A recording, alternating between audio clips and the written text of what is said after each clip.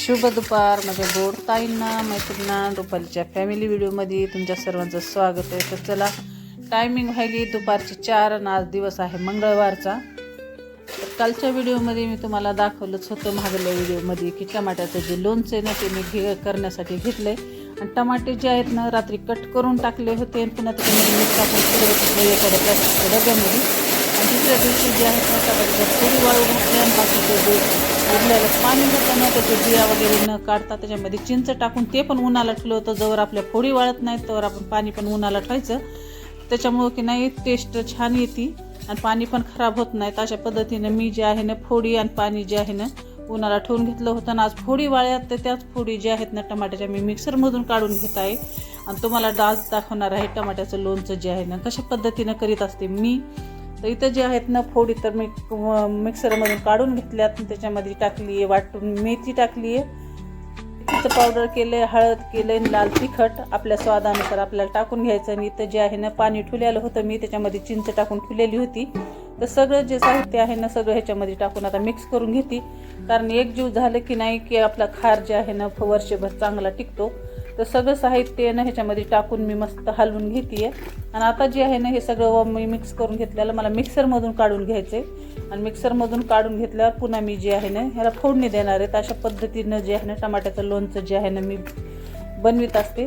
तर पूर्ण व्हिडिओ जे आहे ना स्किप न करता नक्की बघत राहा। तर चला आता मिक्स करून घेतलं आहे आणि थोडंसं मीठ कमी जास्त वाटू लागलं म्हणून मी थोडंसं ह्याच्यामध्ये मीठ टाकले आणि आता जे आहे ना हे सगळं साहित्य मी मिक्सरमधून काढून घेणार आहे।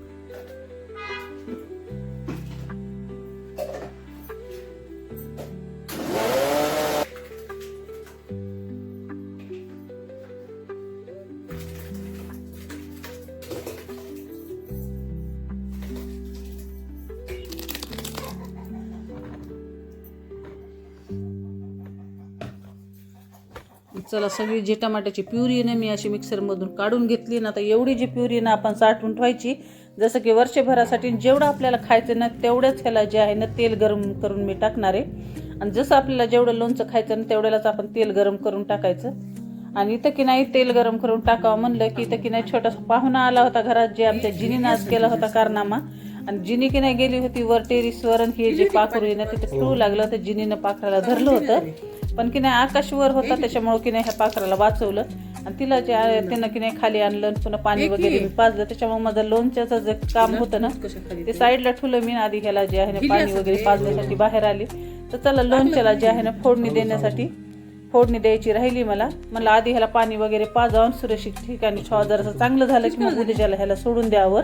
तर आधी तर मी ह्याला पाणी वगैरे टाकलं पुन्हा खाऊ पिऊ घालायचं म्हणलं तर ते काय सध्या तर खात नव्हतं, कारण त्याला दात वगैरे कुठून लागले नव्हते पण की नाही ते आमच्या जिनीला जे आहे ना खूप भिलं होतं, त्याच्यामुळं की नाही ते काहीच हालचाल करणं गेलं पुन्हा थोड्या वेळानं चांगलं ॲक्टिव्ह पण झालं। तर चला अजून जे आहे ना मला लोणच्याला तडका मारायचा आहे।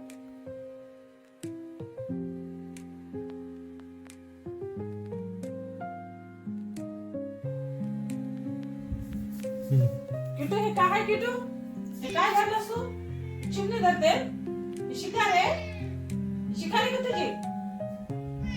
घरात एवढं खायला असं नाच करला? हे काय आहे? चिवताई आहे बेटा, छोटीशी चिवताई। तस धरणं कोण सुट्ट्या उडली होती। तर चला आता जे आहे ना आपल्याला जेवढं पाहिजे तेवढं जे आहे ना लोणचं मी साईडला काढून ठेवणार आहे तेवढंच ह्याला तडका मारणार आहे। तर चला कशा पद्धतीने मी तडका मारते ते तुमच्यासोबत शेअर करीत आहे।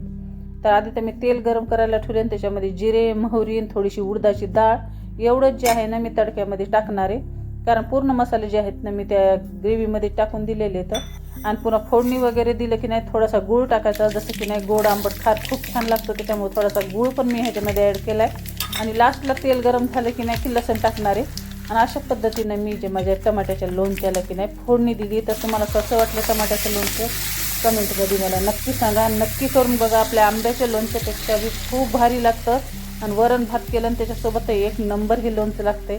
तर ताईंनो तुम्हाला कशी वाटली रेसिपी ते पण कमेंटमध्ये नक्की सांगा, तुम्ही करून पण नक्की बघा। ना आता टमाट्याचं सीझन पण आहे, टमाटे स्वस्त पण आहेत आणि ऊन पण भरपूर पडलं आहे, ऊन टमाट्याचं लोणचं घालायला ऊन तर पाहिजे, जसं की फोडी वाळायला खूप टाईम लागतो। तर करून बघा आणि कसं वाटलं आणि कसं झालं आणि त्याची चव पण तुम्हाला कशी वाटली ते पण कमेंटमध्ये नक्की सांगा. तर चला, असं झालं आहे माझं टमाट्याचं लोणचं. आणि आमच्या इथं तर खूप सगळ्यांना असं आवडतं आहे, त्याच्यामुळे जे आहे ना 5 किलो टमाट्याचं लोणचं मी इथं घातलेलं आहे. आणि चला, आमचं आता चिवताई पण मस्त झाली होती आणि तिला पाणी वगैरे पाजून जे आहे की नाही 1-2 घंटे झाले होते, त्याच्यामुळे ती पण ॲक्टिव्ह झाली होती आणि तिचा जीव पण वाचला. आता उद्याच्याला जे आहे ना तिला मी बाहेर सोडून देणार आहे. तर चला, भेटूया नवीन दुसऱ्या ब्लॉगमध्ये. शुभरात्री सर्वांना. आणि कसं वाटली लोणच्याची रेसिपी कमेंटमध्ये नक्की सांगा.